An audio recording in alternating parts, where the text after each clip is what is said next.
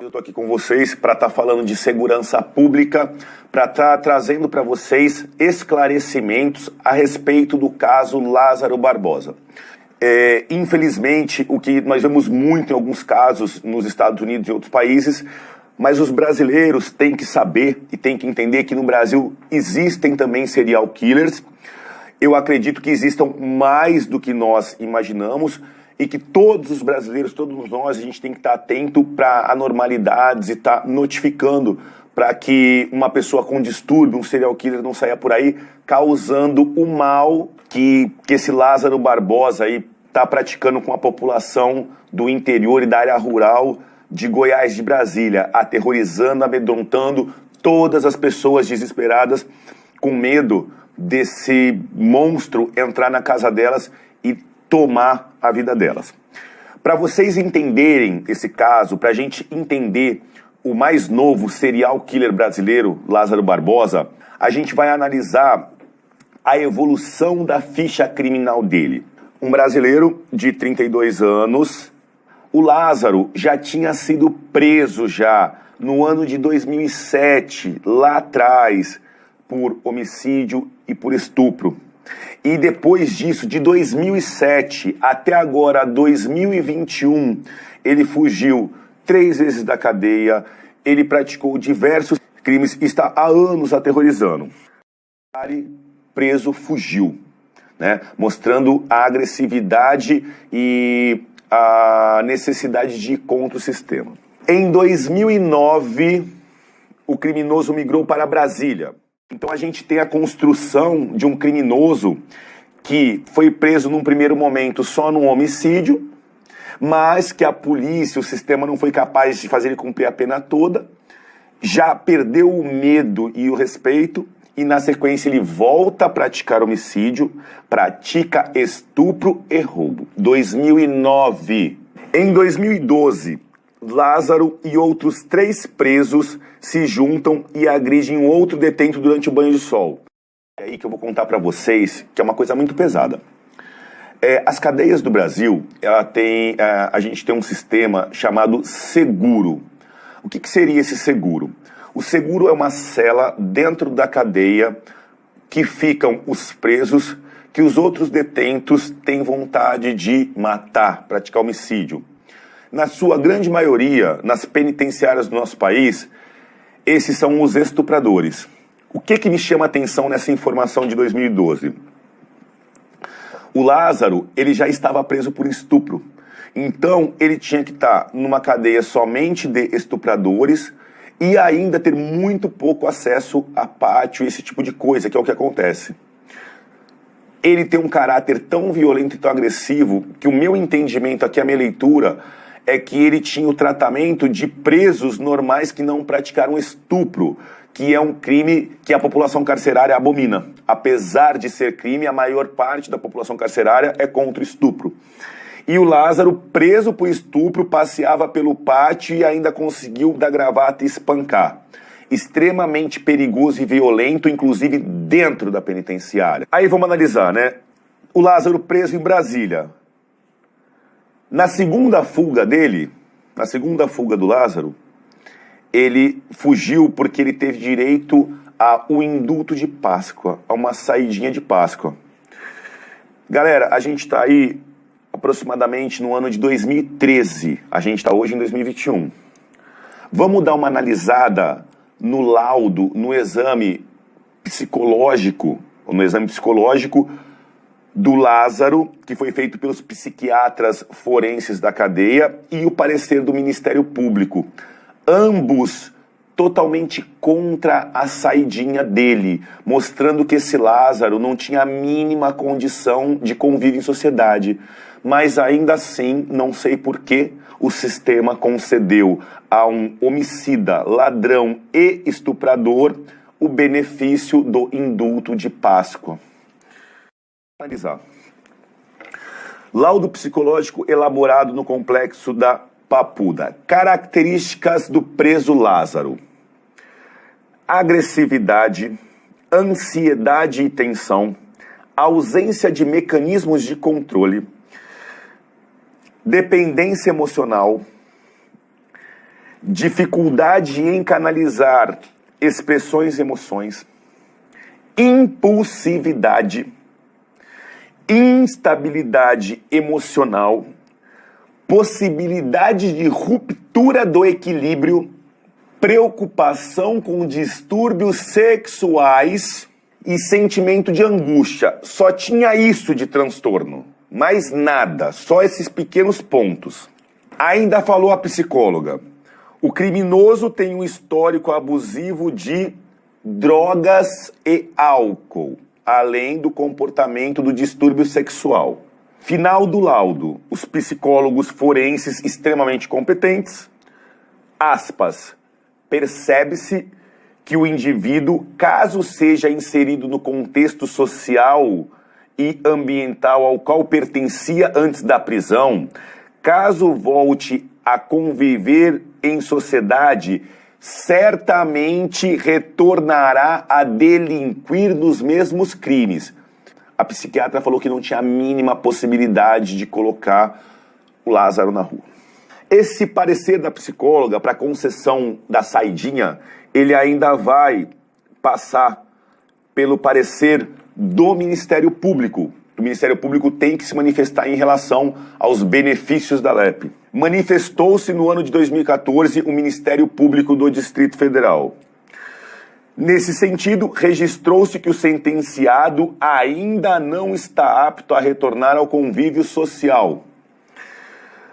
No momento, o seu grau de periculosidade é muito alto. A psiquiatra forense negou a saída, o Ministério Público se manifestou contrário à saída em seu parecer e a saída, o indulto foi concedido. Eu pergunto para vocês, por quê? Por quê? Quem concedeu esse indulto? Quem concedeu esse indulto analisou os requisitos objetivos e subjetivos. Estava na cara que ia tirar outras vidas, que ia violentar outras mulheres. Vamos continuar. 16. Depois da manifestação reprovável da psiquiatra forense, falando que o Lázaro ia estuprar e matar novamente. Depois do parecer do Ministério Público do Distrito Federal, também falando que ele não tinha condições de viver em sociedade, ele consegue a saidinha de Páscoa. Tecnicamente, o termo é indulto. Indulto de Natal, indulto de Páscoa, indulto do Dia das Mães, indulto do Dia dos Pais. Então, assim, além dele estar no semiaberto, ele tem direito assim, olha, é Páscoa. Você pode sair na sexta-feira e passar a Páscoa com a sua família. Isso é um direito dos presos do regime semiaberto. E voltar na segunda-feira de manhã para cumprir o regime semiaberto. Só que o que acontece? Quando você pega um preso de alta periculosidade, um preso pesado, que sabe que vai ficar anos na cadeia, e ele consegue o benefício para o semiaberto, vocês acham que depois de uma saidinha, que esse preso vai se apresentar na segunda-feira? Foi o que aconteceu com o Lázaro. Ele já tinha praticado vários crimes, estupro, homicídio, ele tinha um comportamento reprovável dentro da cadeia, ele praticou falta grave dentro da cadeia e conseguiu um benefício.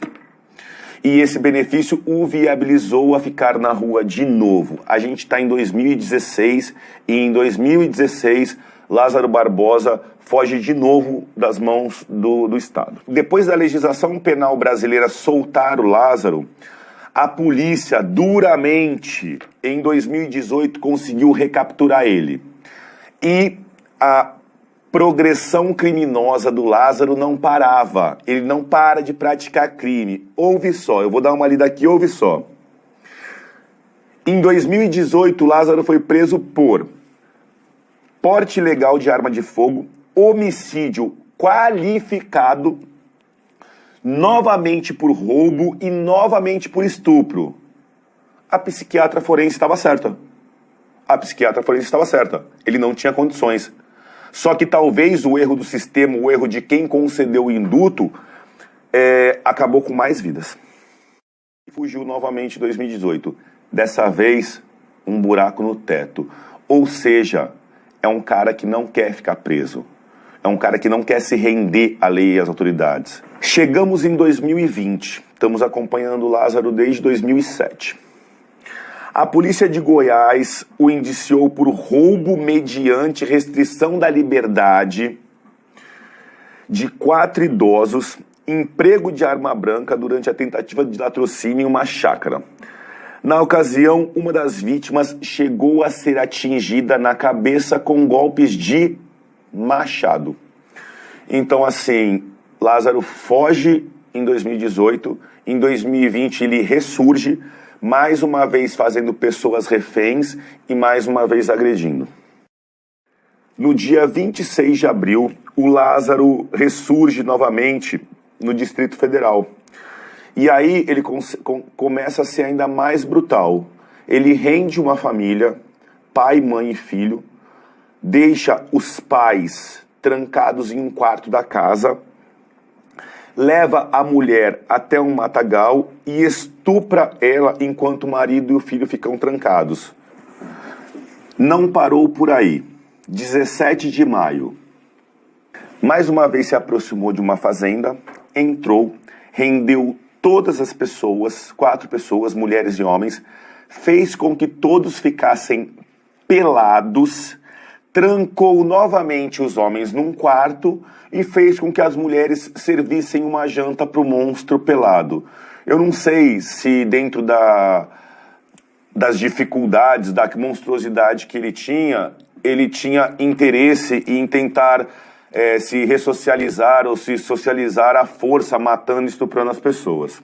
5 de junho, novamente Lázaro é acusado de matar um caseiro em Girassol, em Cocalzinho de Goiás. 9 de junho, Lázaro invade uma chácara na Ceilândia, mata 4 pessoas da mesma família, mãe, pai e filhos de 21 e 15 anos.